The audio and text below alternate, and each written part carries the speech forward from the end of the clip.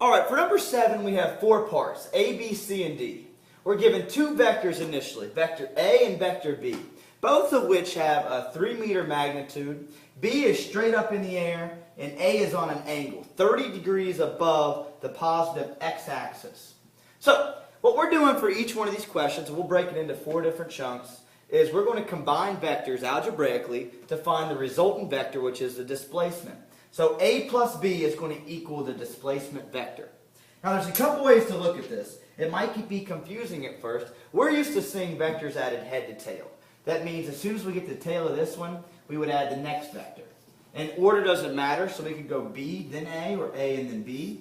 Or we could present it how the book did and start both vectors from the same origin.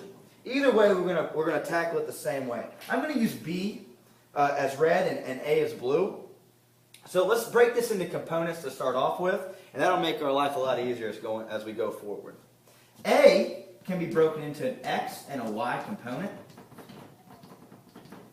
The X component would be the horizontal component of the vector, which is the adjacent side to the angle.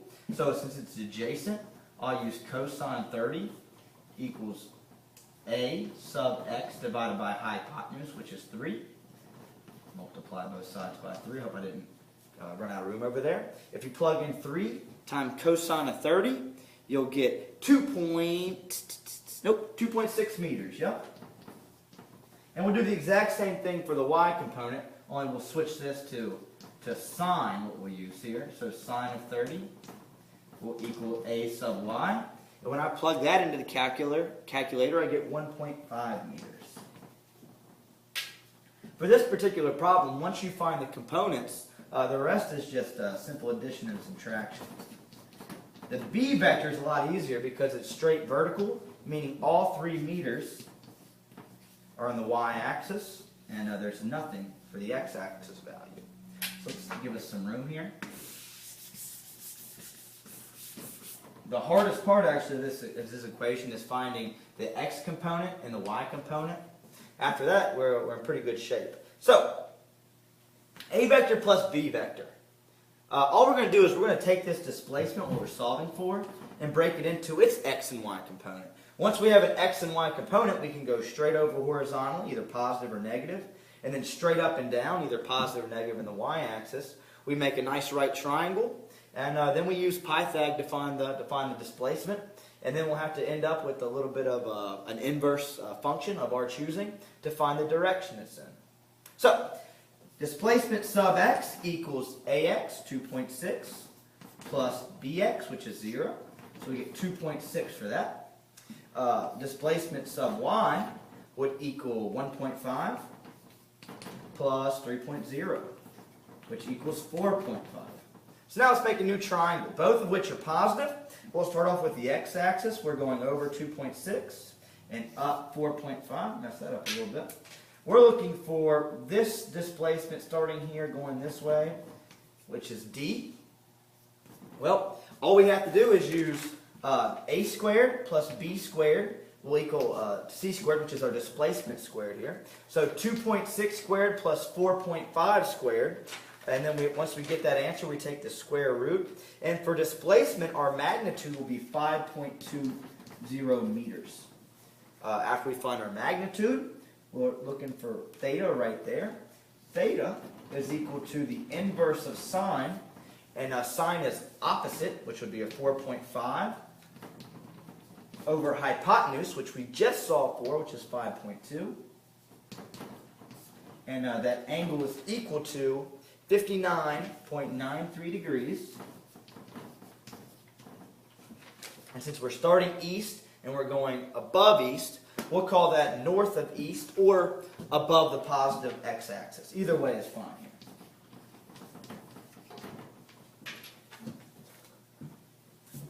Part B asks us, what if we take vector A and subtract vector B from it? What's our displacement then? Well, this is a lot simpler than it looks. Whenever we subtract a vector, which in this situation we're subtracting b, it's the exact same as taking the opposite. Just like if we were in a one-dimensional number line and we had 5 and subtracted 4, it'd be 1. We take the opposite of 4, which is negative 4. Here we take the opposite of b. instead of being 3.0 meters in the positive y-axis, it's 3 meters in the negative y-axis. So let's just get going and see what you think. This equals our d, which is displacement or resultant vector. Displacement has an x and a y component. The x component would be positive a, which is 2.6, minus the b component. Well, it's 0, so it really doesn't have an effect here just yet. You still get 2.6. For the y component, you have positive a, which is the same, 1.5. But now we're subtracting b. So that'd be the opposite of b. So instead of 3, it's going to be negative 3. So minus the positive 3. So 1.5 minus 3. And we get negative 1.5. That's to say, if we were going to make these vectors and draw them head to tail, we'd go over this way, and then instead of going up for b, we go down 3. So if you look at our triangle we just made, we have a positive, we start here, positive 2.6 this direction, and then a negative 1.5 this direction, which this isn't drawn to scale, but you get the idea. We're looking for a displacement which is going to have a positive x component but a negative y component. So how do we solve for that? Well, to solve for this, we use Pythag. We'll take 2.6 squared plus negative 1.5 squared, and that answer will equal our displacement squared. When I plugged and chugged and did that math, I got the displacement as 3.0 meters. So, what is this angle? What is theta right here? I'm going to use the inverse of sine. Theta equals sine inverse. Sine is opposite over hypotenuse. Opposite is this negative 1.5. Hypotenuse would be what we solved for here with Pythag, would be 3.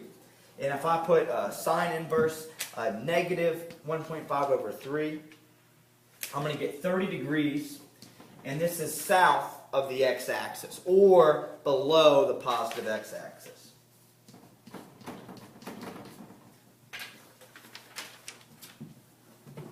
Okay, for part C, we're taking the b vector and subtracting the a vector.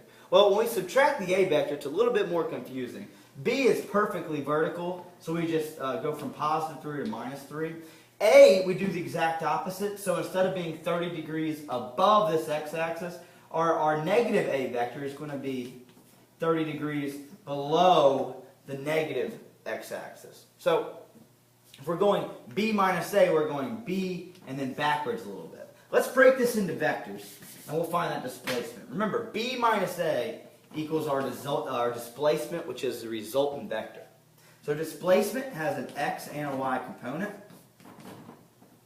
The x component is the positive b, which is 0, minus the a component of x, which was positive 2.6, since now it's going to be minus 2.6, which equals negative 2.6. This makes sense. If you think about it, before, for a, we were going in the positive x direction.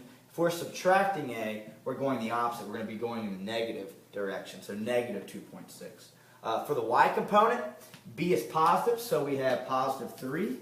And then, since we're subtracting y, initially we had 1.5 as positive, going up this way. Now we're going in the opposite direction, so we're actually going to subtract 1.5. So we get 1.5. Let's do the head to tail method. Maybe that'll kind of double check our work here. If we're going B, we'll go straight up in the air. And then if we were adding A, we go off in this direction. Since we're subtracting, we go exactly the opposite way. So we end up with something like this.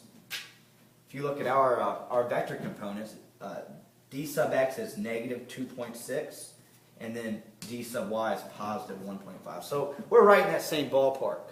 So our displacement, which we're going to solve for, is this from the origin, right there, the yellow line, which we found both using vector components and head to tail, so we know it's where we need to be. Let's use Pythag, and I'm not going to write it on here, but did the math for you. We take negative 2.6 squared plus 1.5 squared, and that equals our displacement squared. So we have to take the square root of that, and I'm getting the displacement as 3 meters. So this is 3 meters in magnitude. What is the direction? Well, let's take this angle right here. We can use the inverse of sine, so theta equals sine inverse. Sine is opposite, which is the y component, 1.5, which is positive, divided by the hypotenuse, which we just solved for, which is 3. And if we take sine inverse of sine, 1.5 divided by 3, we get 30 degrees, and that is north or above the negative x-axis. So I'm going to say north of west. It's your choice which way you would like to word it. It can be north of west, or it can be above the negative x-axis. Okay, last one to number 7 is part D. We have vector A minus 2 times vector B. This is not nearly as difficult as it might sound starting off. Remember, we're trying to solve algebraically for the resultant vector, which is our displacement.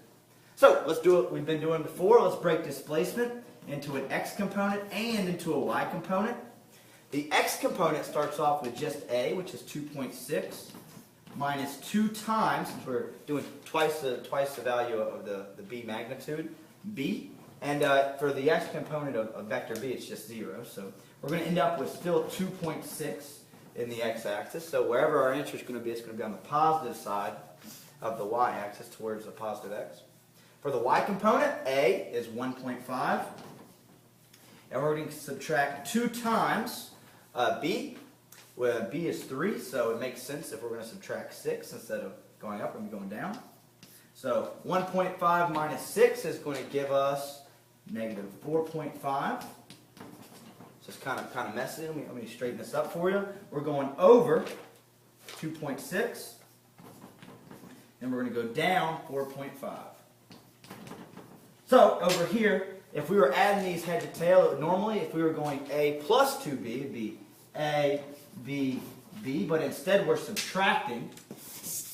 So we're going A, B, B, and that makes exact sense over here. If we do the head to tail, we can double check our component way of doing it. We take 2.6 squared plus 4.5 squared, we'll equal our displacement squared. If we take the square root of those two squares added together, I get the displacement right at 5.20 meters. We need to find direction. Here's theta. For theta, we can use the inverse sign or any inverse of your liking, which would be opposite 4.5 divided by the hypotenuse, which is our displacement we've solved for. And the angle is 59.93 degrees, and that is going below the positive x-axis, or I'm going to say south of east. I like that north, south, east way of thinking.